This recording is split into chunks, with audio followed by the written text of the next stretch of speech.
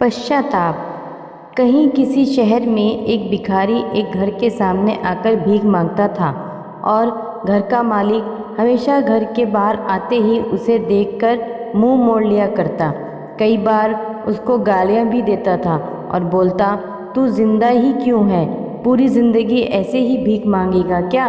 धरती का बोझ क्यों बना बैठा है? और कभी कभी उस भिखारी को गुस्से में वह धक्का भी मार दिया करता। इतना कुछ हो जाने के बाद भी भिखारी के मुंह से सिर्फ यही निकलता कि भगवान तुम्हारे पापों को माफ़ करे।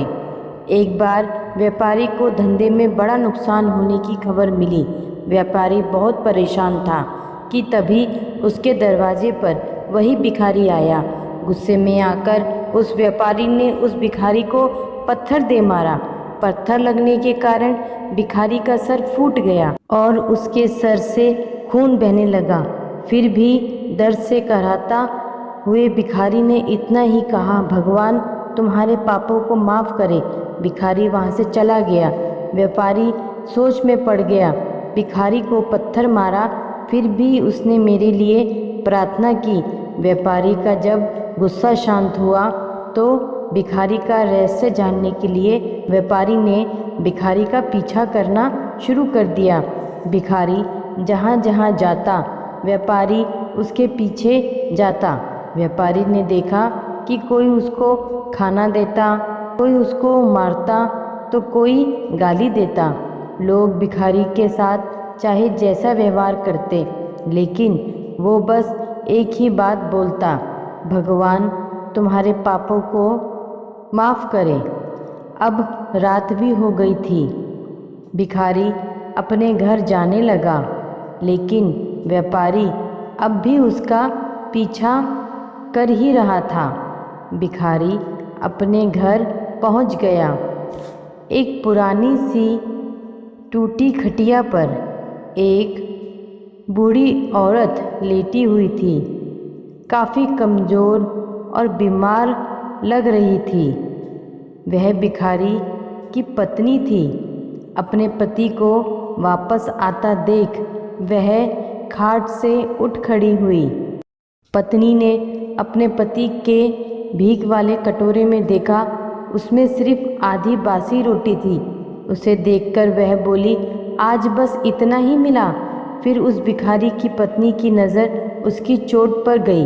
बोली कि अरे, आपके सर से खून कैसे निकल रहा है? आपको ये चोट कैसे लगी? बूढ़ा भिखारी बोला, आज बस इतना ही मिला। किसी ने कुछ दिया ही नहीं। सबने गालियाँ दी, मारा भी, और एक ने तो पत्थर भी फेंक कर मारा। इसीलिए मेरा सर फट गया। यह मेरे पापों का फल है। तुम्हें याद है कुछ साल पहले हम कितने अमीर थे? क्या कुछ नहीं था हमारे पास? हमारे पास हर चीज़ ज़रूरत से ज़्यादा थी, लेकिन हमने कभी दान नहीं किया। और उससे भी बुरा हमने उस अंधे भिखारी के साथ किया जो हमारे घर पर भीख मांगने आया करता था। बूढ़ी पत्नी की आंखों में आंसू आ गए। वह बोली, हाँ, हम उस बेचारे अंधे के साथ बहुत बुरा करते थे। उसका अपमान करते थे।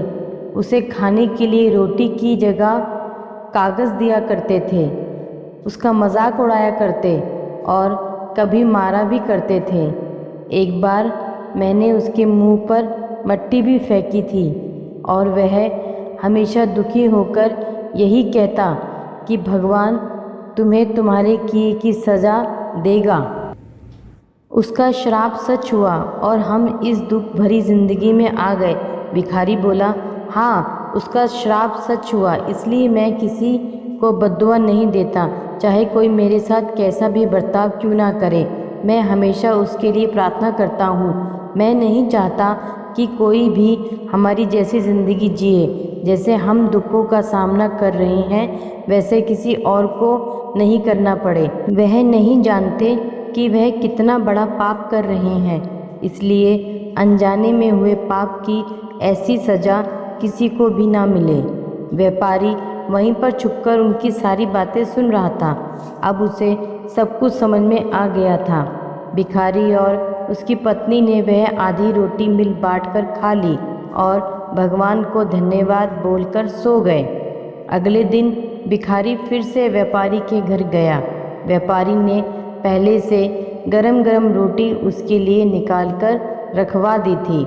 जब भिखारी ने व्यापारी से भीख मांगी तो व्यापारी ने उसे रोटियां देते हुए माफ़ी मांगी और बोला, माफ़ कर दीजिए बाबा, मुझसे बहुत बड़ी गलती हो गई। बूढ़ा भिखारी बोला, भगवान तेरा भला करे। इतना कहकर वह वहाँ से चला गया। तो दोस्तों, इस कहानी से हमें यह सीख मिलती है कि किसी के बारे में बुरा कहें या भला करें, लेकिन भगवान सिर्फ कर्म के हिसाब से उसको फल देता है। उसके खाते में सबका हिसाब बहुत पक्का होता है। इसलिए जब किसी के लिए कुछ भी करो तो अच्छा ही करो। तो दोस्तों, आपको मेरी ये कहानी कैसी लगी मुझे प्लीज़ कमेंट बॉक्स में कमेंट करके बता सकते हैं। और इसे लाइक ज़रूर कीजिएगा, शेयर ज़रूर कीजिएगा और सब्सक्राइब करना बिल्कुल भी ना भूलें।